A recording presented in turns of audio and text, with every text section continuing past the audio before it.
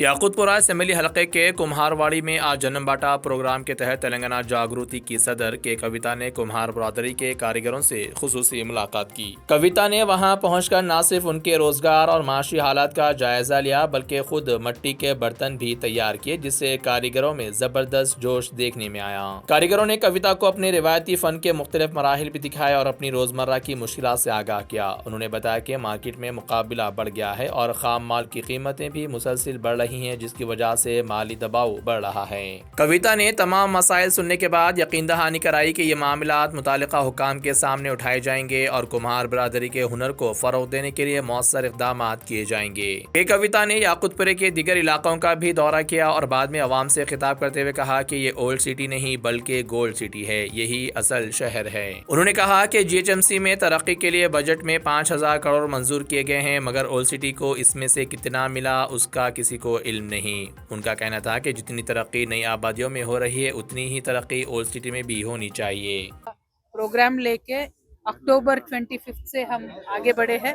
हर ज़िले में जा रहे हैं, आवाम के दरमियान जाके उनके मसाइल समझ के वो सरकार के इसमें ले के आके नोटिस में लेके आके इश्यू सॉल्व करने के लिए हम कोशिश कर रहे हैं।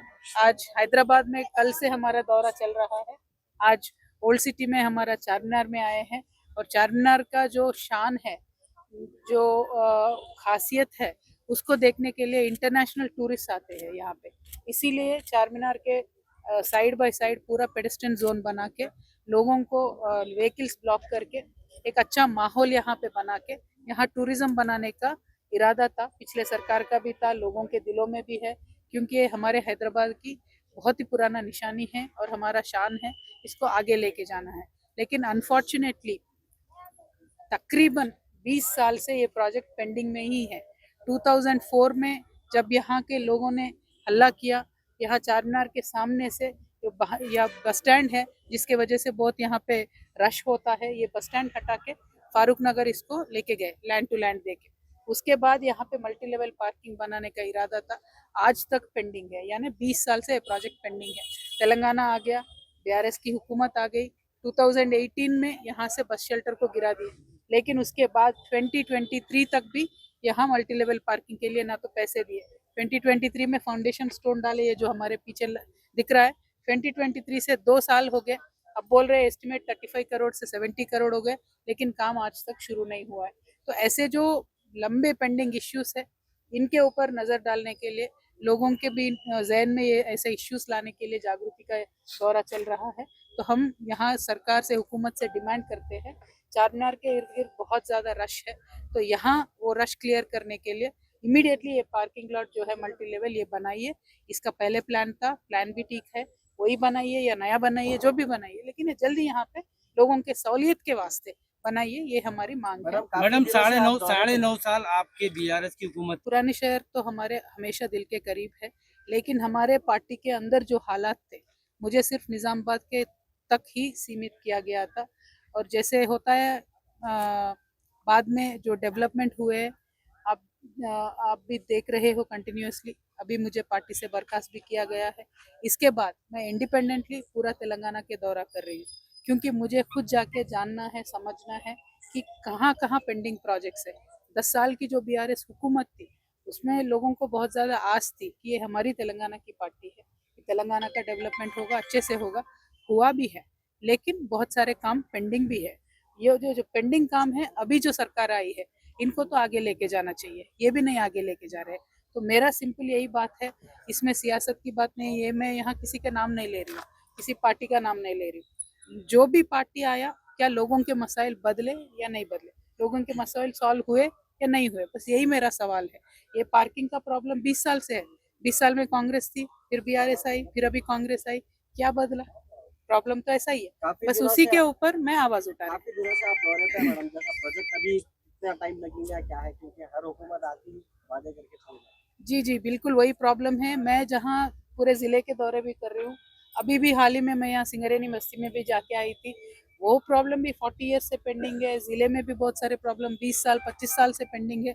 ये एक लापरवाही का जो एटीट्यूड है, हर एक सरकार का, जो भी सरकार आता है लोगों के प्रॉब्लम्स के लिए, बस उस पर सवाल उठा रही हूँ मैं। और जहाँ जहाँ हम विजिट के लिए गए, वहाँ MLAs भाग भाग के जाके साफ सफाई कर रहे, म्यूनसिपालिटी वाले जाके साफ सफाई कर रहे, तो कुछ तो बदल रहा है ना भाई। कोई ना कोई जाके पूछने वाला है, सवाल उठाने वाला है, तो डेफिनेटली चेंज आता। तो ये भी प्रॉब्लम जो है यहाँ 20 साल से जो पेंडिंग है, इसके ऊपर भी हम आवाज उठाएंगे और इंशाल्लाह आप सबके मदद से ये भी जल्द से जल्द प्रॉब्लम मैडम, सॉल्व हो मूसी जाएगा। प्रोजेक्ट भी मूसी प्रोजेक्ट क्या के बल्दिया इलेक्शन करीब है, क्या आप बल्दिया इलेक्शन में हिस्सा लेंगे, क्या कौन सी पद की मदद करेंगे आप हैदराबाद में? मूसी प्रोजेक्ट भी जो है काफी टाइम से पेंडिंग पड़ा हुआ है, क्या आप वहाँ का भी दौरा करेंगे? हर जगह करेंगे। मूसी के प्रोजेक्ट पे मेरा एतराज़ भी था, मैंने काउंसिल में भी बोला था कि वो DPR बनाए बगैर पूरे वर्ल्ड बैंक में हमारे जो मूसी के इर्द गिर्द जो लैंड बैंक है उसको कम्प्लीटली वर्ल्ड बैंक को सरेंडर करके वहाँ बड़े से बड़े प्रोजेक्ट बनाना चाह रहे। मेरा बोलना यही है कि सुंदर प्रोजेक्ट आप बनाओ, लेकिन वो सुंदर बड़े बड़े प्रोजेक्ट्स में गरीबों को क्या मिल रहा है, गरीबों का लाइफ उससे कैसे बदलेगा, वो बता के आप जो भी प्रोजेक्ट बनाना है बनाओ। वो DPR में कहीं भी गरीब लोगों के बारे में बात नहीं हो रही है। मूसी की जो क्लीन अप कांग्रेस गवर्नमेंट बात कर रही है। BRS गवर्नमेंट ने भी 5,000 या 7,000 करोड़ दिए थे मूसी क्लीन अप के लिए। हुआ क्या है, कहाँ मूसी बदला, हम सबके आंखों के सामने है, बदला तो नहीं है। बस यही चीज़ों पे मैं सवाल उठा रही हूँ कि अगर आप कुछ भी प्लान कर रहे हो, आवाम के लिए प्लान करो, आवाम को उसका हिस्सा बनाओ। कल एक इंटरनेशनल सेमिनार यहाँ पे हुआ, उन्होंने विजन 2047 रिलीज किया। वो विजन 2047 में कभी भी कोई भी अफसर या मिनिस्टर या MLA आके चारमीनार के लोगों से पूछे कि आपका विजन क्या है, आपको क्या चाहिए, तो लोगों के हिस्सेदारी के बगैर जो भी विजन डॉक्यूमेंट बनता है वो कभी भी सच्चाई में अमल नहीं होता है।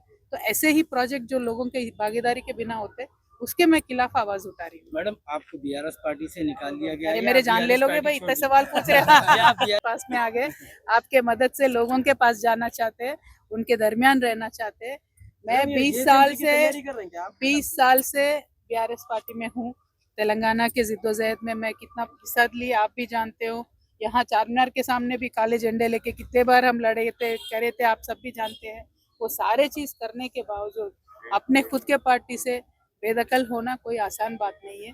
औरत बच्ची के लिए बहुत मुश्किल बात है, क्योंकि मेरी भी ससुराल है, मुझे उनको भी जवाब देना पड़ता है। फिर भी मुझे पार्टी से निकाल दिया गया है, लेकिन मैं हिम्मत नहीं हारी, क्योंकि मैं तेलंगाना की बेटी हूँ। आप सबसे इंस्पायर होकर मैं काम करना चाहती हूँ, इसलिए आगे आई हूँ। आने वाले बल्दिया इंतखाबात में क्या आपकी पार्टी की तरफ से पुराने शहर जय में कैंडिडेट तेलंगाना। मजीद खबरों के लिए हमारे चैनल मुंसिफ न्यूज़ 24x7 को देखते रहिए। अगर वीडियो अच्छी लगी तो लाइक करें, शेयर करें और चैनल को सब्सक्राइब करें।